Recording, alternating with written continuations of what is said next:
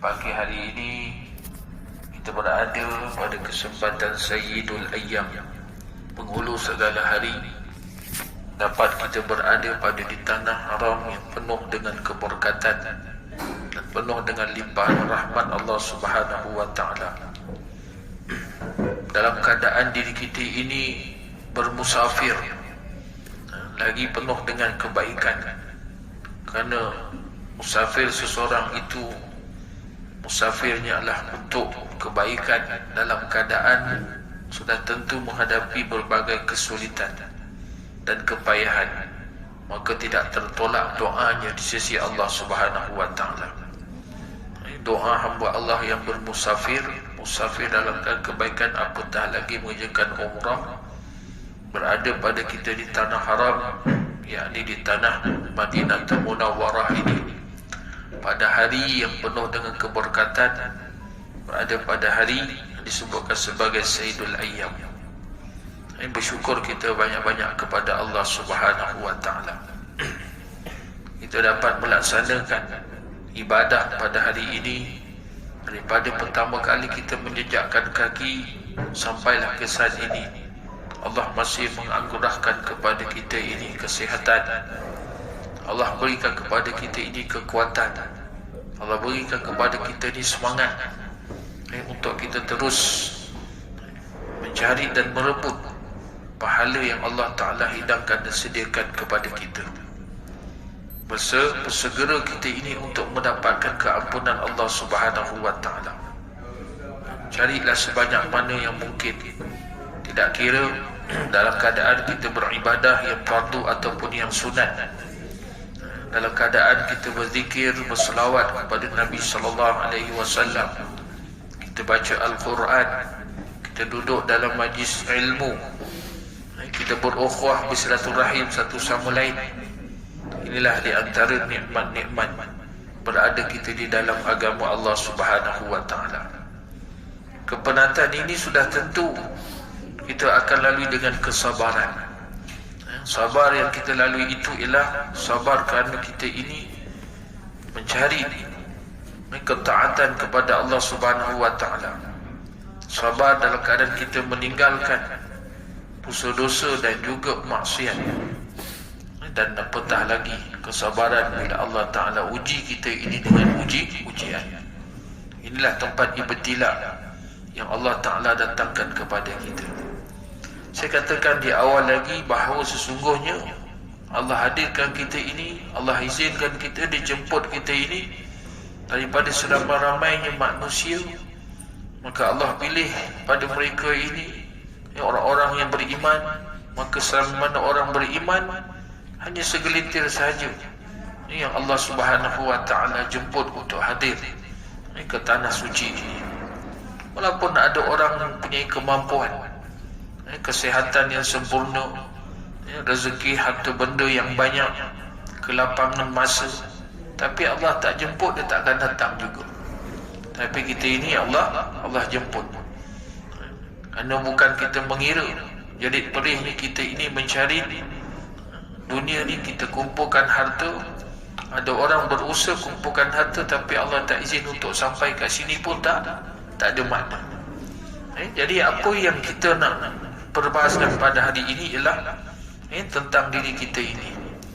Diri kita ini yang terlalu banyaknya kepinjangan, dosa dan kezaliman terhadap Allah Subhanahu wa ta'ala, terhadap manusia.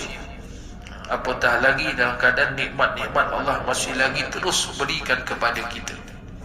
Kita bawa diri kita ini ialah untuk membersihkan, untuk kita mentakdiskan diri kita ini, terutamanya hati. Pucuk pangkalnya ialah pada hati. Kalau hati tak teringin, dia tak akan sampai. Kalau hati tuan-tuan ni tak nak bertaubat, dia tidak akan bertaubat. Kalau hati ini tidak mau cenderung untuk mencari keampunan Allah Ta'ala, dia akan biarkan. Jadi saya nak sebut dalam satu riwayat daripada Sa'ad ibn Hilal radhiyallahu anhu. Dia pernah mengatakan, ini asar daripada sahabat, innal abda idza aznaba manallahu subhanahu wa ta'ala alaihi bi arba'in khisal. seseorang hamba kalau dia membuat dosa, maka Allah Ta'ala tetap memberikannya 4 perkara. Dia kata, kita ni banyak dosa, tapi tetap Allah beri kita ni 4 perkara. Sebenarnya banyak, tapi kata sahabat ni ada 4 perkara besar yang Allah beri pada kita. La yahjubu anhu rizqa, wa la yahjubu anhu sihhata, wa la yuzhiru alaihi zamba, wa la yu'aqibuhu ajilan. Allah Ta'ala tetap beri kita ni rezeki. Dia tidak tahan walaupun kita ni banyak dosa. Ingat, kita datang kat sini, kita bawa dosa kita yang banyak, Allah tak tahan rezeki kita. Masih lagi kita boleh makan minum, masih boleh kita tuan-tuan berbelanja, masih lagi tuan-tuan ni kita boleh membeli apa saja yang kita nak beli. Yang kedua, apa dia disebut? Kesihatan. Kesihatan yang diberi tidak pernah dihalang oleh Allah Subhanahu wa Ta'ala, walaupun kita ada dosa. Kemudian dosa tidak dizahirkan kepada kita, masih lagi Allah Ta'ala tutupkan, dan siksaan yang tidak akan ditimpakan kepadanya dengan segera. Sebab tu pentingnya kita ni bertaubat kepada Allah Subhanahu wa Ta'ala. Para anbiya alaihi wassalatu wassalam, Abu Bashar sendiri, Nabi Allah Adam alaihissalam, bagaimana merasakan dirinya berdosa kerana termakan hasutan daripada iblis. Lalu disebabkan dirasakan berdosa itu, Allah telah nyahkan dia keluar daripada nikmat syurga. Tidak cukup dengan itu, maka hilang mahkota pada dirinya itu, pakaiannya pun tertanggal. Lalu dihadapi kesusahan, dihantar ke dunia. Ratusan tahun dia bertaubat, dan riwayat 300 tahun dia bertaubat kepada Allah Ta'ala. Kita datang tuan-tuan ni tak berapa hari, 5 hari Madinah, 5 hari Mekah, kalau kita tak ada taubat bersungguh-sungguh, bagaimana dia Nabi Adam AS bertaubat 300 tahun.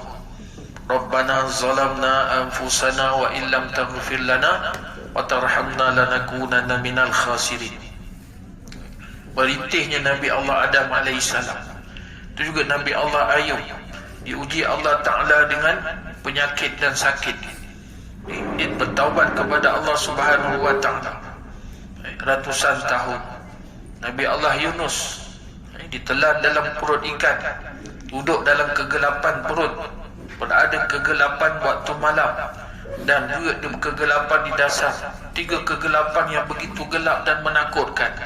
Bertaubat kepada Allah, la ilaha illa anta subhanaka inni kuntu minaz zalimin.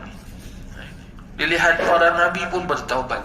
Rasulullah sallallahu alaihi wasallam pun merasakan dirinya tetap juga walaupun dia maksum, tapi bertaubat kepada Allah Ta'ala. Istighfar dalam riwayat mengatakan 70 kali, ada riwayat mengatakan 100 kali beristighfar kepada Allah Ta'ala. Kalau kita ni sebagai hamba yang terlalu banyaknya kepincangan, terlalu banyaknya ni dosa-dosa kita ini, kalau kita tidak bertaubat, jauhnya kita ini dengan para anbiya. Begitu juga dengan para salafus salihin. Imam Asy-Syafi'i sendiri pun menempelak dirinya yang terlalu banyak dosa. Setiap hari bila Allah beri penghidupan kepadanya, celik mata apa yang difikirkan ialah Allah masih lagi sayang kepadanya, memberikan peluang dia untuk bertaubat terhadap dosa-dosa yang dah lepas. Kita ini diajar oleh Nabi SAW tidak mengungkit akan kebaikan-kebaikan, tetapi apa yang kita nak fikirkan adalah dosa-dosa kita yang dah lepas, yang kita dah buat. Kita bimbang takut tidak diampunkan oleh Allah Subhanahu wa Ta'ala. Bila Allah beri kesempatan peluang untuk kita hadir ke tanah haram ini, inilah masa saat yang sebenarnya Allah jemput nak dekatkan lagi dengan dia. Allah Ta'ala ni jemput nak dekatkan untuk kita ini bersama dan berdamping dengan baginda Nabi Muhammad sallallahu alaihi wasallam. Jadi dengan itu, seorang hamba ni dia tidak menjadi orang yang selalu tuan-tuan ni dalam keadaan terlepas daripada berbuat kesalahan. Al-insanu la yakhlu minal khata'i wan nisyan. Manusia tidak pernah lekang dan sunyi daripada melakukan kesalahan dan juga kerana lupanya kita ini. Jadi Allah tetap memberikan kenikmatan. Seperti mana kata Sa'ad bin Hilal tadi, Allah tak tahan rezeki untuknya, Allah masih lagi berikan kesihatan, Allah masih tutup dosa-dosa kita, dan Allah tidak tipu pada kita ini siksaan kerana murkanya. Tapi masih Allah beri kepada kita yang penting apa dia? Tempoh. Itulah namanya ajal.